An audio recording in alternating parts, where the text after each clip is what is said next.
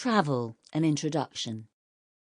Amidst all our dreams and ambitions from cradle to grave is the wanderlust of travel, to see the world, to experience different cultures and new lands.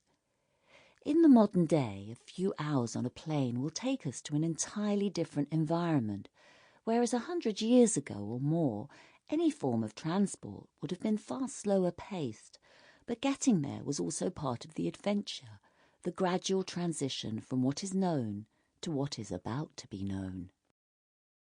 This collection of poems takes us across a wide variety of travels and environments, both real and in the mind.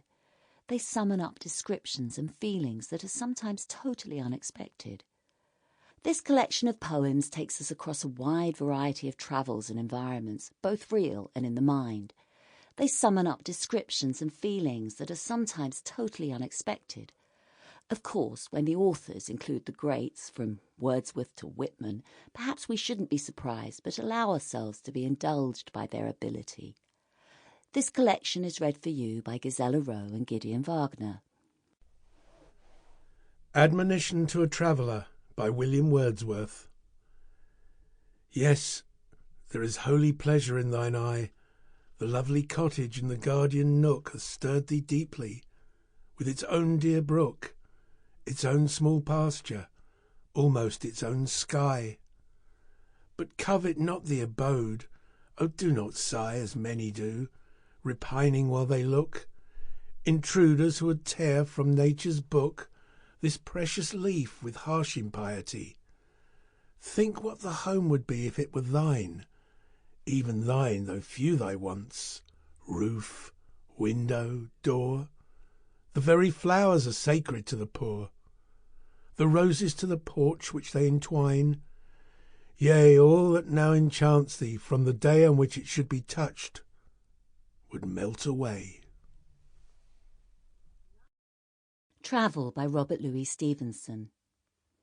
I should like to rise and go where the golden apples grow, where below another sky parrot islands anchored lie, and watched by cockatoos and goats, lonely Crusoes building boats, where in sunshine reaching out, eastern cities miles about, are with mosque and minaret among sandy gardens set, and the rich goods from near and far hang for sale in the bazaar, where the great wall round China goes, and on one side the desert blows, and with the voice and bell and drum cities on the other hum, where are forests hot as fire, wide as England, tall as a spire, full of apes and cocoa nuts, and the negro hunters' huts, where the knotty crocodile lies and blinks in the Nile, and the red flamingo flies, hunting fish before his eyes, where in jungles near and far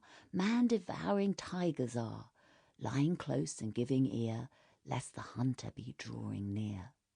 Or a come-a-by be seen, swinging in the palanquin, where among the desert sands some deserted city stands, all its children, sweep and prince, grown to manhood ages since, not a foot in street or house, not a stir of child or mouse. And when kindly falls the night, in all the town no spark of light, there I'll come, when I'm a man, with a camel caravan, light a fire in the gloom of some dusty dining room, see the pictures on the walls, heroes' fights and festivals, and in a corner find the toys of the old Egyptian boys. Going Downhill on a Bicycle, a Boy's Song by Henry Charles Beeching. With lifted feet, hands still, I am poised and down the hill, dart with heedful mind, the air goes by in a wind, swifter and yet more swift, till the heart with a mighty lift makes the lungs laugh, the throat cry, "O bird, see, see, bird, I fly." Is this your joy? O bird, then I, though a boy, for a golden moment share your feathery life in air. Say, heart, is there aught like this in a world that is full of bliss? 'Tis more than skating bound, street shod to the level. Sample complete. Ready to continue?